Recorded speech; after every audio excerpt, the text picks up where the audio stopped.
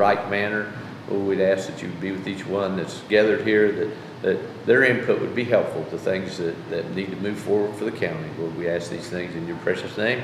Amen. Amen. Thank you, gentlemen. All right, it is August 13th. Let's jump right in with approving the minutes of August 6th. I'll make a motion, we approve those minutes. I'll second. Mr. Smith? Aye. Mr. Malt? Aye. Mr. Powell? Aye. In the matter of request for appropriation of funds, Any comments or questions on the appropriation request? I'll make the motion to approve. I'll second. Mr. Malt? Aye. Mr. Smith? Aye. Mr. Powell? Aye. In the matter of request for appropriation transfer of funds, Any comments or questions on the appropriation transfer request? I make a motion, we approve. I'll second. Mr. Smith? Aye. Mr. Malt? Aye. Mr. Powell? Aye. In the matter of approving payment of the regular schedule of accounts for various funds, moral obligations, and then and now certificates in the total amount of $1,101,765.45. Any comments or questions on item 4? I'll make the motion to approve. I will second. Mr. Malt? Aye. Mr. Smith? Aye. Mr. Powell? Aye. In the matter of accepting miscellaneous report, Any comments or questions on the miscellaneous report? I'll make a motion, we accept the reports. I'll second. Mr. Smith? Aye. Mr. Malt? Aye. Mr. Powell? Aye. In the matter of an advance request, Any comments or questions on item 6? I'll make the motion to approve. I'll second. Mr. Malt? Aye. Mr. Smith? Aye. Mr. Powell? Aye. In the matter of request for fund transfers, Any comments or questions on our fund transfers? I make a motion, we approve the transfers. I'll second. Mr. Smith? Aye. Mr. Malt? Aye. Mr. Powell? Aye. In the matter of sub-grant agreement amendment between Scioto County Job and Family Services and Community Action Organization of Scioto County for the administration of the Comprehensive Case Management and Employment Program. All right, so we have a sub-grant agreement amended by Scioto County JFS and Community Action of Scioto County for the administration of Comprehensive Case Management and Employment Program. The agreement in effect is for the remainder of fiscal year 26 through September 2026. The purpose of the amendment is to add, it's always a good number, add $125,000 to the TANF program funds and $30,000 for the administrative funds, totaling $155,000 additional funds for the administration of the program. The additional funds will cover an excess in services to approximately 250 eligible youth, with many participating in paid work experience. The original total of the agreement was $999,514, comprised of the TANF regular $930,410, and the administrator was $69,104. The amended subgrant award is $1,055,410 for the program and $99,904 for the administration, totaling a contract value of $1,154,514. And then all the other terms remain in effect. So appreciate this program. Once again, this is a program of eligible youth, typically throughout the summer months, but some of it spills further into the year. Our community action does a fantastic job. If other communities aren't using their money, I know Leanne and the team over there, Community Action, does a fantastic job of saying, hey, we could use it and we'll spend it and we'll administer it. So well done getting more money into the county to help get some youth some valuable work experience. Any comments or questions? I'll make the motion to approve. I will second. Mr. Malt? Aye. Mr. Smith? Aye. And Mr. Powell? Aye. In the matter of request to attend meetings, Any comments or questions on the request to attend meetings? Make a motion to approve the request. I'll second. Mr. Smith? Aye. Mr. Malt? Aye. Mr. Powell? Aye.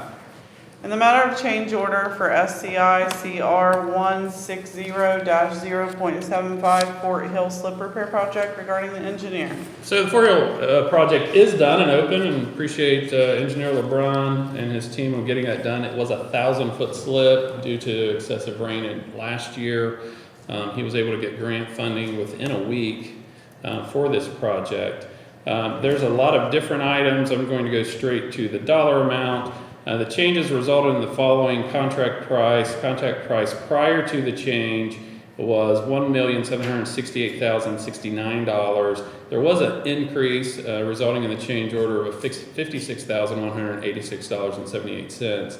The current contract price, $1,824,255.78, and it had a completion date of July 1. We know that is now open.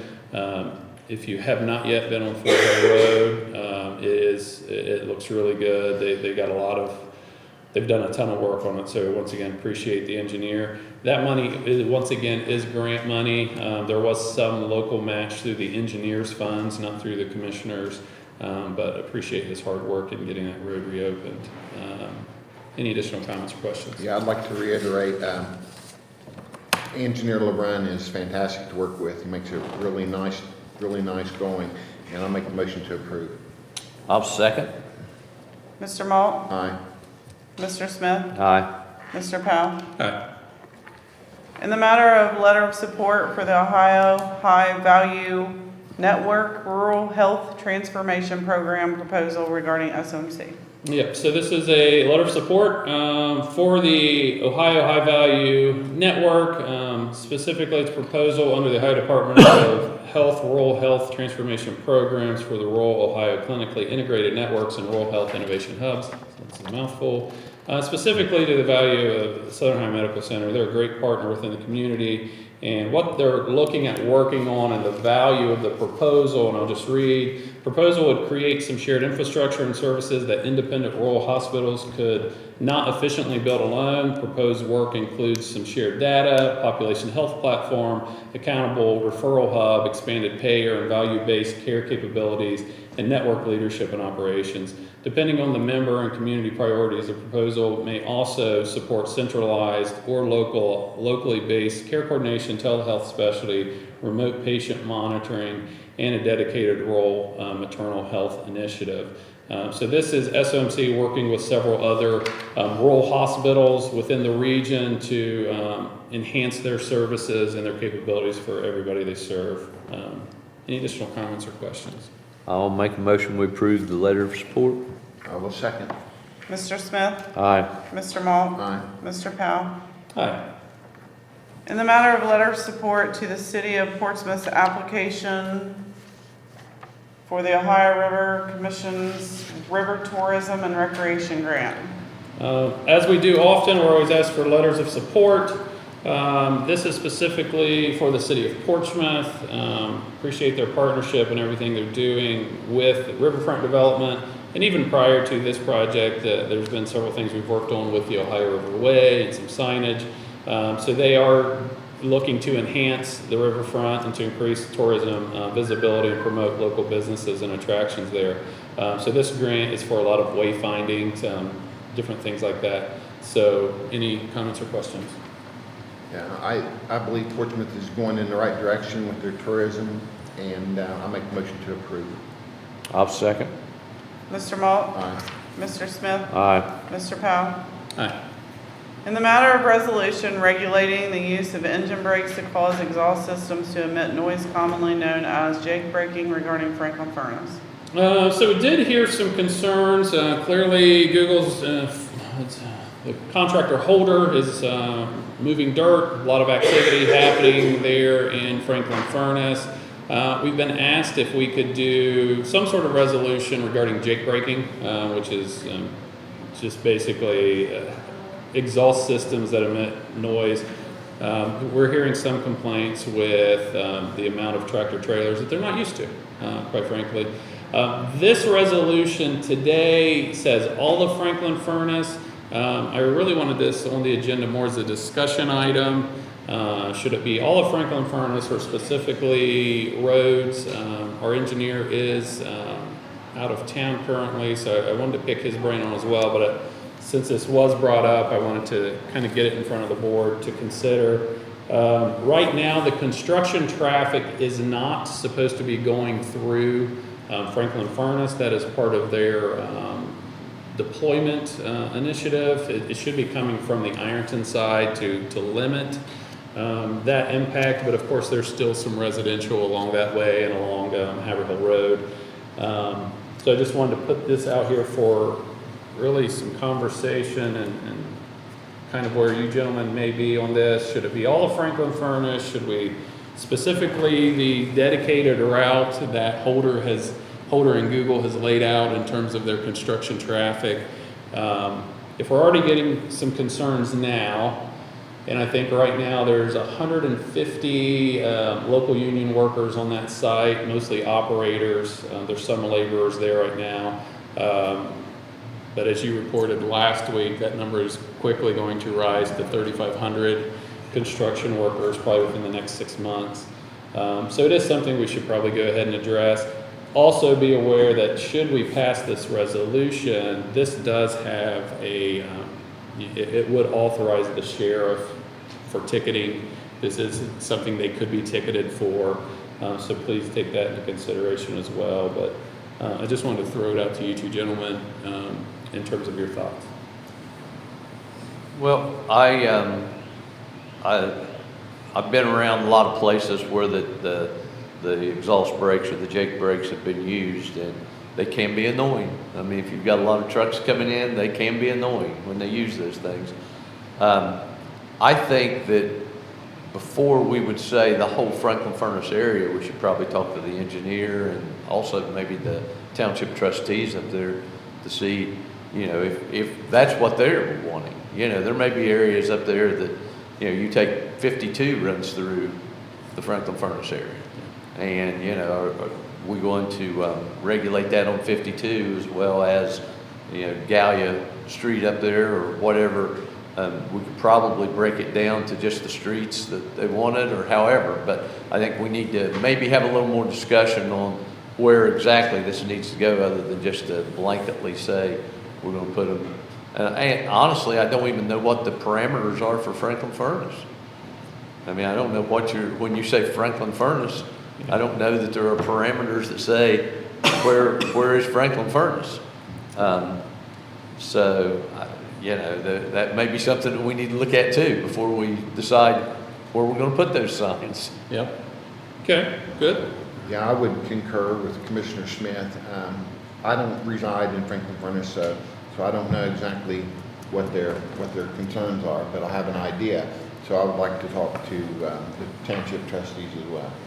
So not to throw it on anybody's lap, but Commissioner Smith, I know you've been engaged with the the trustees. Well, I mean, you've kind of been having some of those conversations. Would you like to? I mean, inherently, I know Haverhill Road is probably a road to consider. This can be as specific as roads. It can be specific as roads within certain mile markers. It can be within the township. So there's a breadth and width here that we could look at. So if you would like to pick their brains and get some. Yeah, because I don't even know that Haverhill Road is in Franklin Furnace. I'm not even sure that that's the case. Technically, yeah. Yeah, technically, I don't know where. I mean, I know there's also considered an area up there considered French Grand Estates, which is separate from Franklin Furnace. It sits right in what, in my mind, I would have thought was Franklin Furnace. But when I started talking to some of the fire people up there, the trustees, they said, "Oh no, we've got this section, we got this section," and so it's something I think we need to better clarify before we put that up there. But I'll be glad to talk to the trustees and see if we can come to a. The other thing you may want to consider, so I believe we could do a resolution or the trustees could do it. Mm-hmm. And if they would rather do it at their level versus this board taking action within the township, I mean, I'm either way. Yeah. Sometimes we get blamed for overreach on those type of things, and if it's something that they would rather take care of, we can let them do it, and if not, we'd be glad to take care of it for them. All right. Any additional conversation regarding this item? Hopefully we could have something to consider next week, maybe? Yeah. If there's nothing else, I'll entertain a motion to table for now. I'll make a motion to table this resolution until we have a little bit more information. I'll second. Mr. Smith? Aye. Mr. Malt? Aye. Mr. Powell? Hi. Thank you guys for that.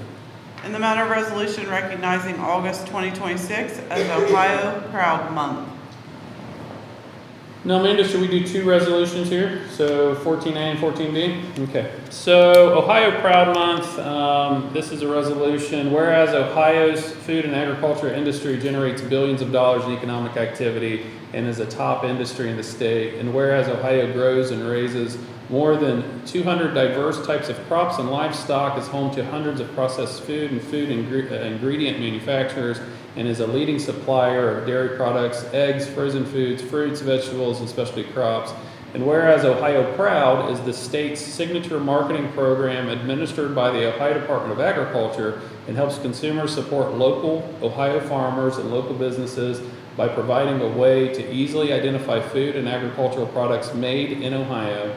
And whereas access to healthy, fresh, local foods and agricultural products benefits everyone, the buyer, the seller, and local communities, and the entire month. And now, therefore, we do hereby recognize and proclaim the month of August 2026 as Ohio Proud Month, and encourage all citizens to recognize and support Ohio's diverse agricultural industry and the important contributions it makes to our economy and our everyday lives.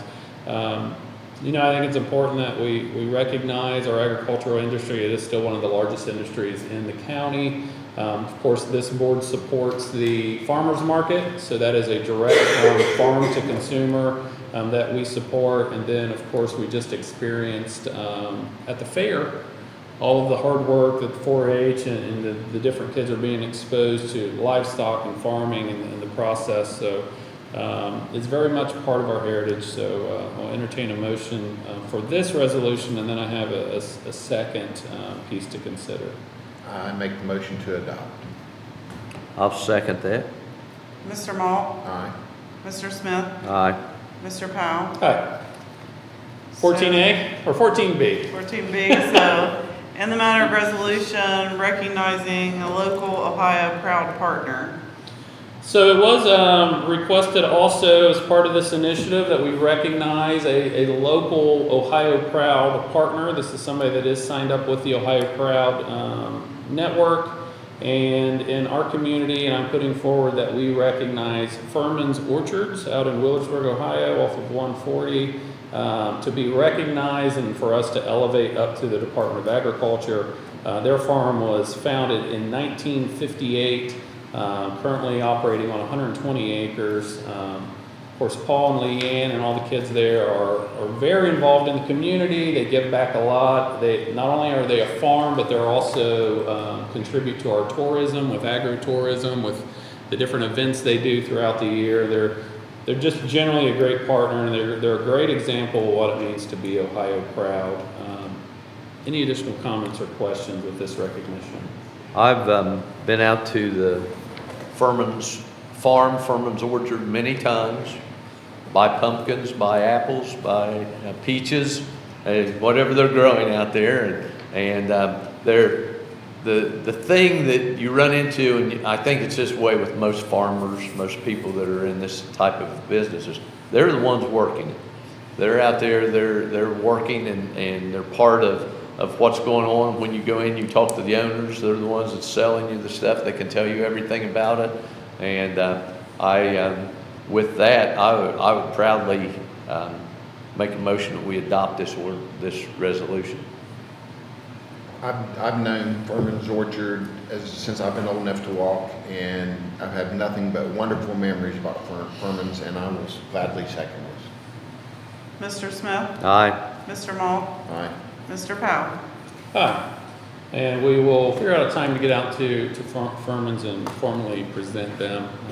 They had no idea we were taking action on this today, so we'll be glad to go out there. I think it's peach season, so maybe we can get some peaches around there. I do see that we're at the end of our agenda. We did have one last minute item to consider. Commissioner Smith, I'll let you take this. This is something you've been working on for a bit now, so. Yeah, this is one that we've been trying to put together for quite some time, just about ever since I've been here. So that's been about a year now. I've been trying to get something together. This is a lease for the Hughes Center in Franklin Furnace. When I came in, I found out that the Hughes Center was leased to the Counseling Center, and the Counseling Center paid $1 a year lease for that property. And the reason for that was that the county felt like that there was a real need for the counseling and for the treatment of people with opioid addiction. And so we gave it to them at the best price that we could give it to them, which was $1 a year. And that's been going on for quite a few years. Well, one of the problems that we run into is that the counseling center is a 501c3 company, so they don't pay taxes. It's setting on public property, which there are no property taxes gained from that. And the rescue people and the fire people in Franklin Furnace have complained because they have to make runs over there quite often. They say that that's the most active place that they make runs to, especially EMS runs over there. And so their complaint was, we don't get any tax money from that. We don't get anything from that, but we're going over there all the time picking people up and having to take them in.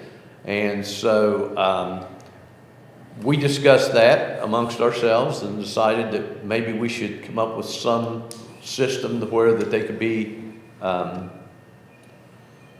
reimbursed for some of the runs that they make up there. And so we sat down with the counseling center and talked with the counseling center. And the counseling center, of course, just like anybody, no one wants to pay any more in rent or anything for those type of things. But they agreed that they understood that the ambulance people were making runs and not receiving any compensation for that. So what we've come to an agreement upon, and they've agreed, and it's been a while because there were lots of things that we had to go through to make this agreement work because it would go to their lawyers, it would come back to our lawyers, and it bounced back and forth to finally what we've agreed upon, and they have signed the lease. And if we agreed to this today, we would be signing the lease and make this happen. But they will pay $5,000 a month to lease the Hughes Center. But the $5,000 a month will not come to the county.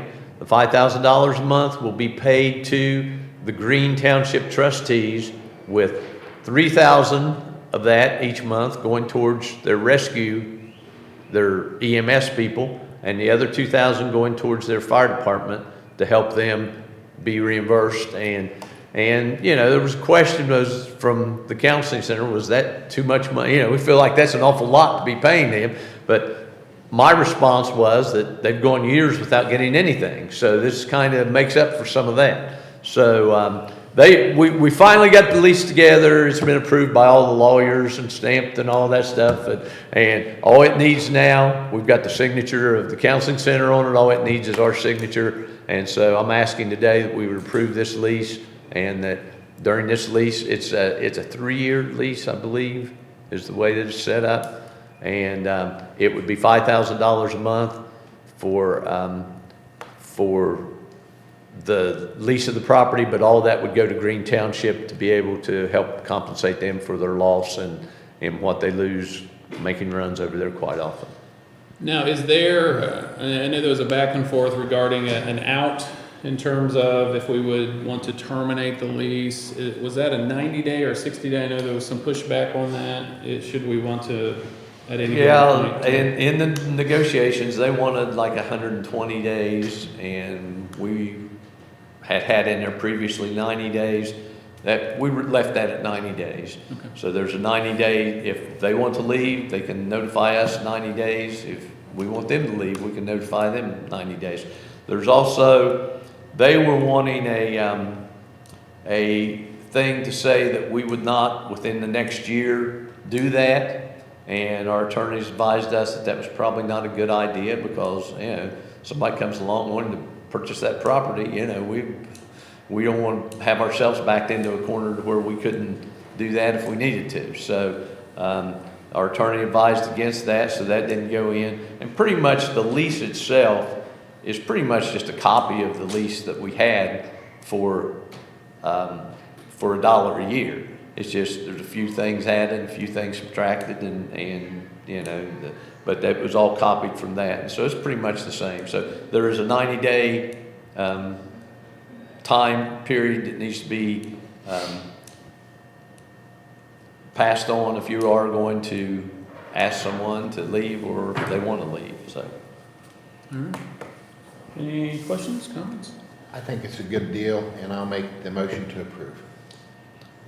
Yeah, I'll just add, I appreciate your hard work on this. I know you went back and forth and you're kind of solving two different things. This lease originally happened 15, 20 years, it's been a while. This is when there was no treatment at all within the community, and I think this, using the youth center at that time to solve that problem. Now here we are, and there's other problems. So Commissioner Smith, thank you for kind of trying to thread the needle to solve some other problems there too. So I appreciate that. And I will second that motion. okay. Mr. Maul? Aye. Mr. Smith? Aye. Mr. Powell? Hi. All right, that is the end of our agenda. I'll entertain any questions, items on agenda. On agenda, sure, Bill.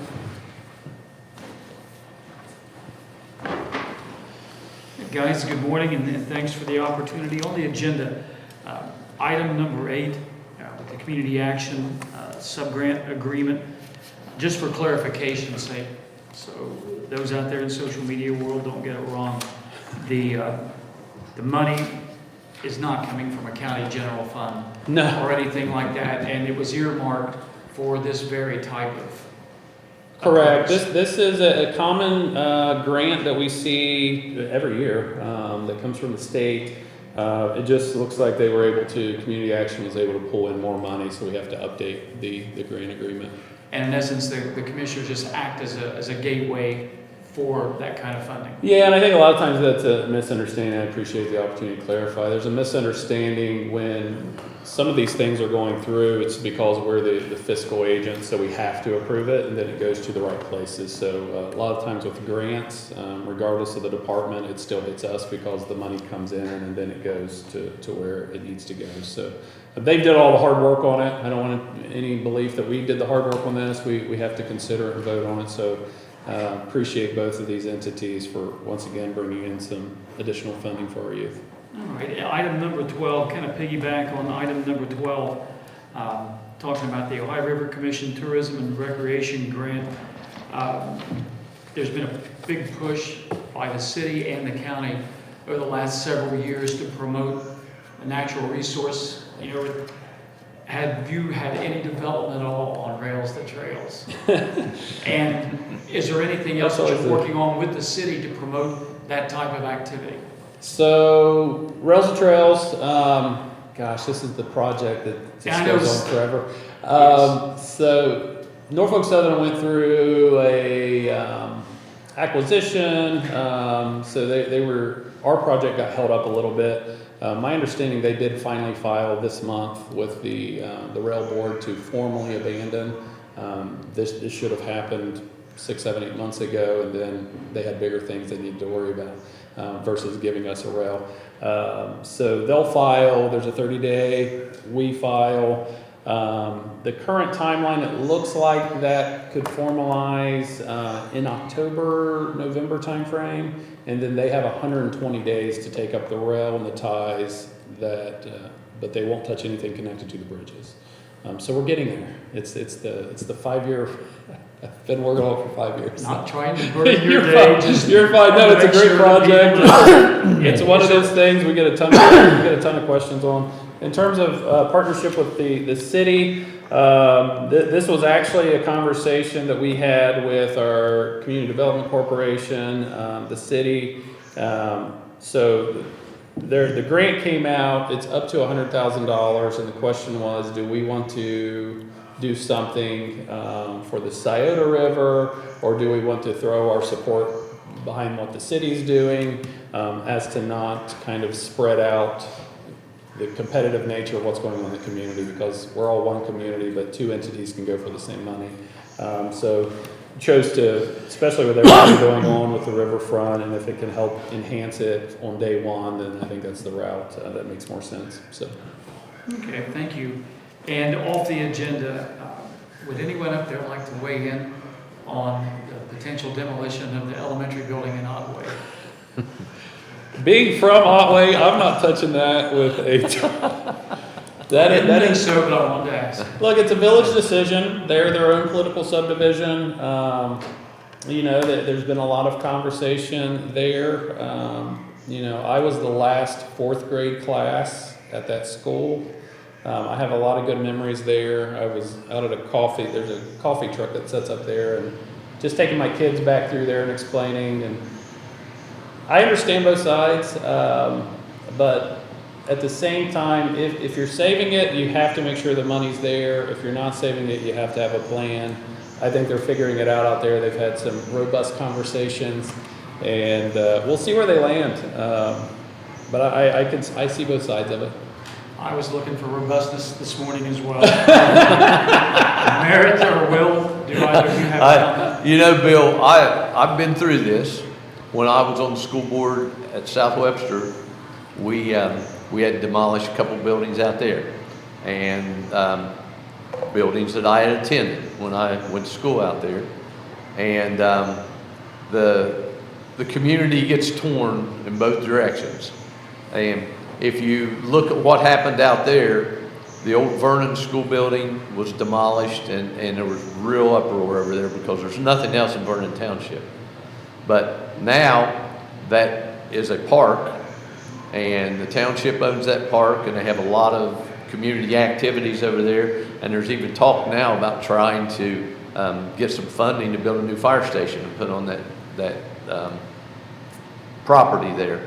And in South Webster, they tore down the old building up there, and it was like, you know, oh, you're tearing this down, and we got a gym there we could keep, and we got, you know, all these things, but they were all falling apart, and the money wasn't there to take care of it. And so now in that facility, you have baseball fields, and you have a fire department sitting on that property. And so, you know, as it moves on, I can see where that it goes to once those buildings disappear. I've seen that happen, but at the time, it's a real battle because people really don't want to let go of things that have been part of their life as long as they can remember. They don't want to let go of those things. So it's a difficult decision to be made, but the Village of Otway is in the situation where that they will have to make their decision what's the best for their community, and there's no way in this world we're going to make everybody happy with the decision they make. Thank you, Merit. Will? You know, I want to thank you for helping keep East High School around as long as it's been around, because we have nothing but fond memories of Sodaville and East High School and Harding Elementary School. Some of my earliest memories of Bill Shope was at Harding Elementary. Yes, sir. So I can identify with their memories, and it is part of our culture, and the kids really don't understand where we're at today or where we've been, and I think that helps give them an understanding of where we've been. So. Thank you. Last question today. I know the commissioners have pushed pretty hard at the federal level with our congressman and our U.S. senator to try to find some help when it comes to the county's budget relief issue. Has there been any movement or any word back?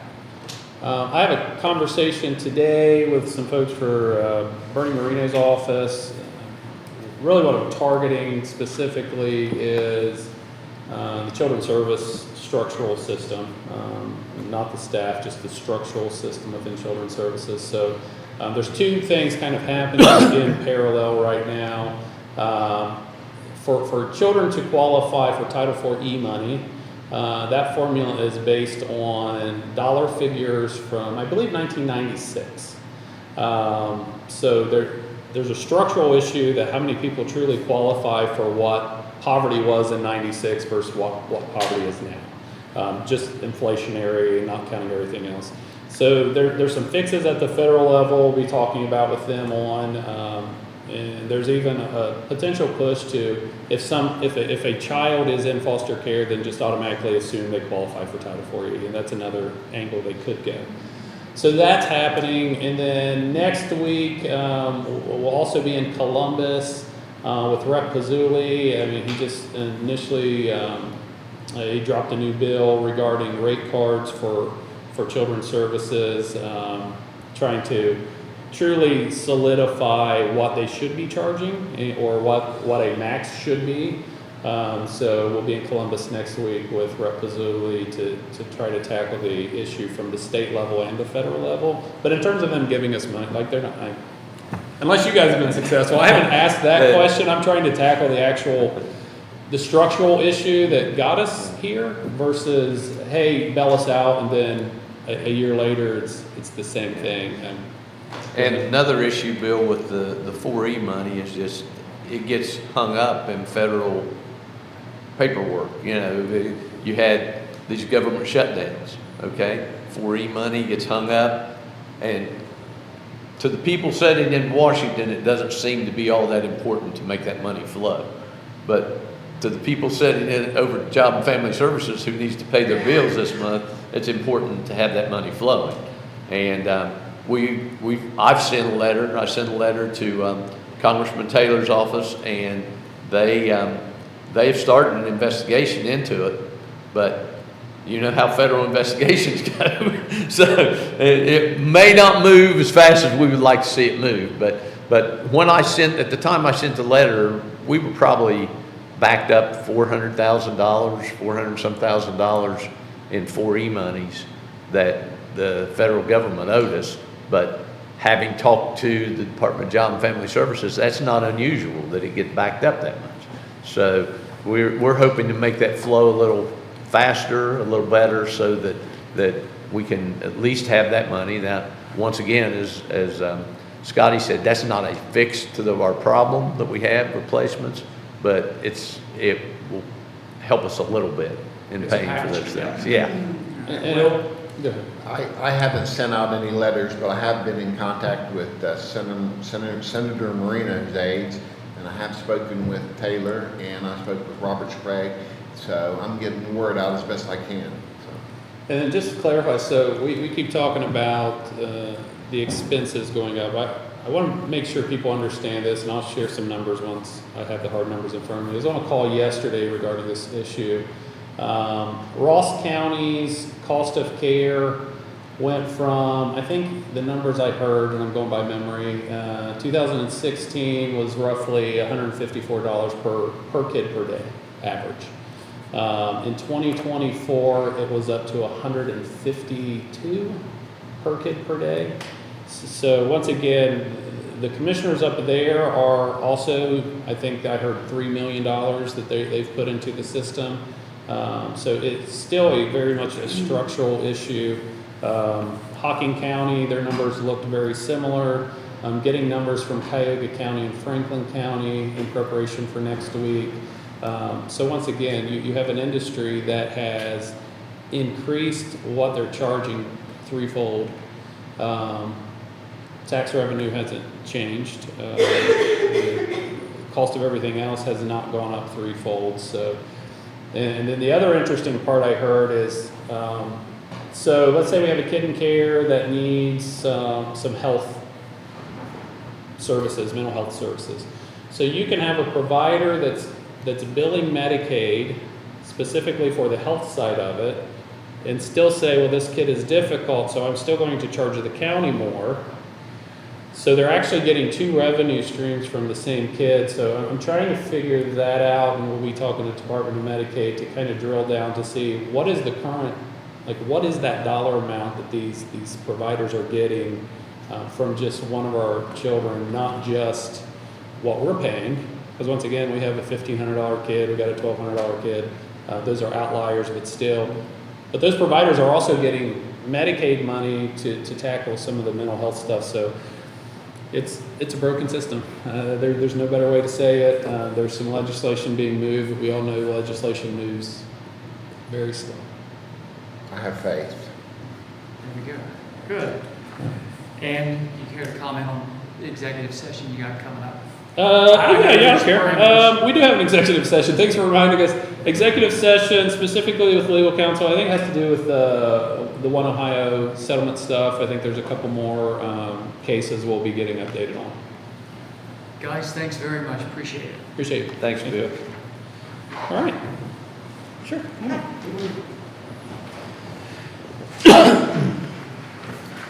Good morning, Commissioners. Thank you for your time. I wanted to ask a follow-up question, Commissioner Smith, about the ambulance and emergency calls to the facility in Green Township. Is there a reason that they're not getting to bill insurance for those? They do what they call a soft billing process, Yeah, which means that if they bill Medicaid is usually who they're gonna be billing up there because Sure. they don't have, most of them don't have insurance. They bill Medicaid, Medicaid will pay so much, and then it's the responsibility of the individual to pay the rest of the cost. And they do get some money from Medicaid when they soft bill that way, Yeah. but it comes nowhere close to covering their costs to be able to make a run that way. Gotcha. So with the soft billing process, you know, if they didn't do the soft billing process, then they would come back and those people would get a bill, and those people have no income, so they're not gonna be able to pay the bill. So we're trying to cover what we can with them to make sure that it gets cut, that their expense, at least the cost of getting there and getting those people, getting them to the hospital gets taken care of. right, right. Thank you for that. And I know you have some background in that, so I appreciate you explaining that to me very much. I am here for a different reason. I'm here to add my voice to yours and to many people in the posts and comments on your meetings about the dog shelter. I did get a chance to spend a couple days there this week. That is very, very hard work. I have a limited amount of time with the team there, but I think that they seem very passionate. I think that they seem very eager to help the animal welfare, so kudos on your team there. I did want to say though, you know, that they have continued to express a need for volunteers, and I was hoping to maybe add my voice to that. Currently, as I'm sure you know, they have 32 pups in-house, so that means mucking 32 filthy stalls, feeding and watering 32 dogs, washing the bowls. It's a lot. It was a lot. And so I would like to also say, hey, they do need volunteers. And you don't have to do backbreaking work. They said that if people wanted to walk the pups or wash bowls or whatever. So I did want to add my voice to that because I know that there's been several calls to action. And then I did, once I met them at the shelter, I realized, I recognize them because all of us spent a lot of time out at the fair last week. And so it did bring up a question because I was curious. I recognized them, and I think it was from the commissioner's booth, is that correct? Yeah, that's a standard booth we had. So instead of us setting up as the commissioners, we Yes. said, hey, by all means, see if we can put some pictures of the dogs up to gather interest. Yep. Okay, because I was curious about that after being in there with them, and I was just curious how that was determined, who would staff that booth, because I know it's really hard to find volunteers and everything. So I was curious what decision process went into who would be at the booth. Yeah, so I think we had some of our own folks volunteer to do that as well, some of the county employees, but mostly the folks from the shelter. They know those dogs the best, so Yeah. kind of left that up to the director and kind of what that looked like. I know Amanda worked on what that schedule looked like as well. Very good. Also, we had volunteers from Scioto Hounds. I did So recognize that's too, Mr. Yes. Oliver from his And post, they, yes. there was him, I don't know if, he was supposed to have a couple other volunteers. I don't know that they showed up. The days I was out there, I saw Darren Yeah. Yes. and talked with him, and we had, they had asked if they could be there and pass out literature as far as from Soda Hounds, because trying to gather, some more support for their 501c3 to try to help support the pound. And so they were there as well as the people that were volunteering for. And we wanted to take some dogs out. I heard that. We wanted to take dogs out and give people opportunity to. Yeah. We actually to had see a dog them. out there. Yeah, They were. and the fair board decided that I guess their veterinarian decided that was probably not a good idea, and so we weren't able to do it. But Yeah, that we would've been also, kinda neat. I talked with Darren while he was out there, and he has a couple of places in the community that they are possibly going to be able to take some dogs out and have the dogs there to where they could possibly get adopted in that way.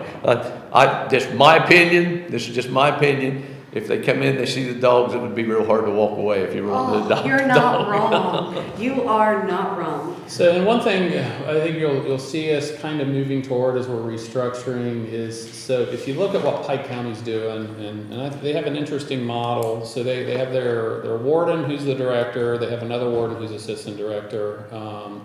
But a lot of the work, and thank you for volunteering, a lot of the work within their pound is actually Piketon Pet Pals. Pike Oh, Pet. yeah, yes. But they're the ones that are truly organizing and handling that piece of it, which is interesting. So when you make a call out to volunteers, I think eventually if Scioto Hounds can get there, and I know they've been doing great work. They just had a huge donation of dog food from Roll King. They are. So they're they're like a doing a rocket good to the job. moon. They are They're doing very a good job. successful. Yep. Yeah.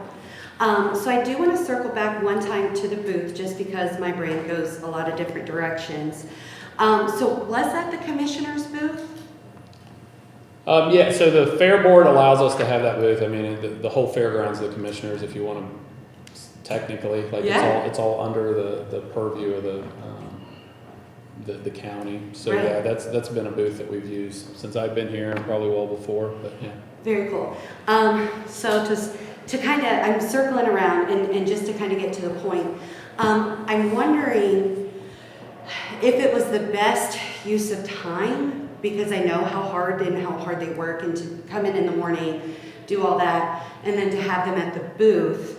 And, you know, when the commissioners are kind of at the midway point in that building at a different booth. And so I just, optically, after realizing who those women were, it seems problematic. And so I was just hoping to get a statement on that. I mean, look, first year we tried it. If it wasn't successful, it's something to reevaluate. Yeah. I mean, honestly, at one point we weren't even going to do a booth at all Gotcha. from the commissioners, and it was like, well, we have all these dogs. Is there a mechanism? So had we had the original thought where we could have dogs out there, it would have been more successful, probably. Yeah. Of course, the wrench got thrown into that, and by then we were kind of already in the throw of it. And we did adopt one dog. Hey, during that's the week. wonderful. So, you know, it was one dog more than what would have got adopted if we hadn't have been out there. Absolutely, absolutely. So, I understand what you're saying. You take the time away from being at the pound to come out there, but if we could take the time away from being there and get the dogs adopted, it's a whole lot better than trying to, even if, worrying about cleaning the dogs, keeping the dogs in there. Yes. It's a whole lot better if we can get them out. Agreed. Our goal would be that we would be able to clear that pound out and we wouldn't have to keep any dogs out Wouldn't there. that be incredible? But, And I think volunteers can really help that, as employees go and do adoption events. I think that would be really great. But Did you- thank you. Oh, yes. Did you volunteered to help out with the pound? I did, yeah, thank you Okay. for asking. I did 2 days, one day to film puppy videos, and then one day to muck stalls. We And appreciate anything to help get them adopted. That's yeah, I gather up all your friends and bring them and, I'm and take gonna them out try. there. The problem is going to be keeping my children from coming out there with me. Well, then that's a way we get dogs adopted. Yeah. Exactly. I see the way you think. That's very smart. But thank you all very much. I hope you have a wonderful day. Thanks, Katie. Any other questions in-house? You walked in late, you don't even know what we're doing. I'm just messing with you. I shouldn't do that to people. Thanks, Katie. Anything online? I see you trying to keep up with scrolling. There's a question from Jackie Newman Edwards. Yeah. What are you going to do about the roads being solid mud? Due to the Google project, there's going to be a wreck. That's something we'll have to talk to Holder Construction on. I did see some pictures up there. I think it's probably going to be an ongoing thing as there's rain. And typical construction sites that happens, so we'll chat with Holder. Last week when I was up there, they had a water truck out spraying the road. So, they're trying to keep it off there as much as they can, but I'm sure that coming in and out of that construction site, it's going to be a continuing problem. Yeah. Nothing else? All right. Well, we do have executive session at 11:30, but until then, do we have any closing statements? Commissioner Mall? Well, today in 1969, they honored the Apollo 13 astronauts from coming home from the moon, and I think that's a notable thing to know. And had a wonderful time at the fair, and look forward to River Days. And with that, I'll pass it on. Mr. Smith? Speaking of the fair, I would like to remind people that they are still taking bids online for 4-H animals. So if you didn't get out, you didn't bid at the Sale of Champions last Saturday, you can go online, you can get registered online, you can bid on the animals, and I'm sure that each one of those kids would appreciate, and you can bid just a few dollars on them. It doesn't, I don't know, I think minimum may be $25 or something like that. It may be less than that. But you can bid that, and every little bit helps these kids as they're trying to continue on with their 4-H career and learn about the animals and all that. And Will, it's National Filet Mignon Day. Oh, that sounds good. And so maybe you can buy me a filet mignon after the meeting and we'll be okay. You notice he didn't mention anything about me, huh? I know you won't buy me one. No, I thought him buying me one was the point, but, all right. Fair Week, once again, I'll just echo what these gentlemen say. Great job with the Fair Board.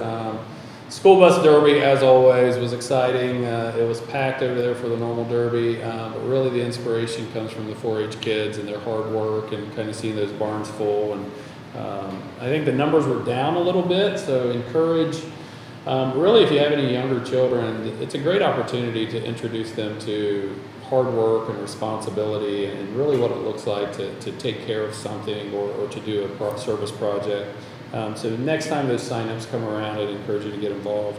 And then also this Saturday and Sunday out at Earl Thomas Conley Park in conjunction with America 250, there will be a Revolutionary War encampment with muskets and cannons, and you can walk through the camp, and there are food trucks and whatnot out there, so they will be camped out at ETC Park Saturday and Sunday. So step back in time, kind of enjoy that and celebrate once again. We're still celebrating America 250. Even though the 4th of July is over, there's still a lot more events to happen this year. I think that's all I have. No, I don't remember when they really camped down there. You wasn't there? No. You wasn't there for the original? You missed it by a year? Yeah. Okay. With that, I'll entertain a motion to recess into our executive session. I'll make the motion to recess. I will second. Mr. Malt, Aye. Mr. Smith, Aye. Mr. Powell, Aye. 10:23. 10:23, we'll be back at 11:30.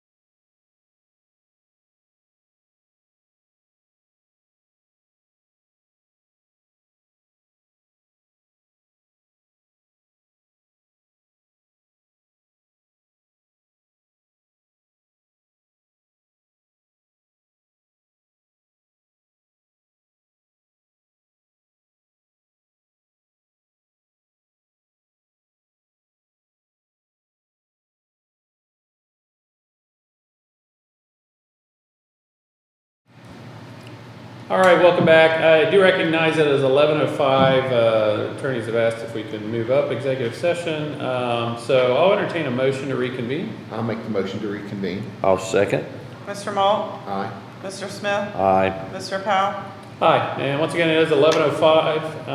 At this point, can we get a motion to enter into executive session to discuss pending litigation with legal counsel according to ORC 121.22G3? I'll make a motion to do that. I'll second. Mr. Smith, Aye. Mr. Malt, Aye.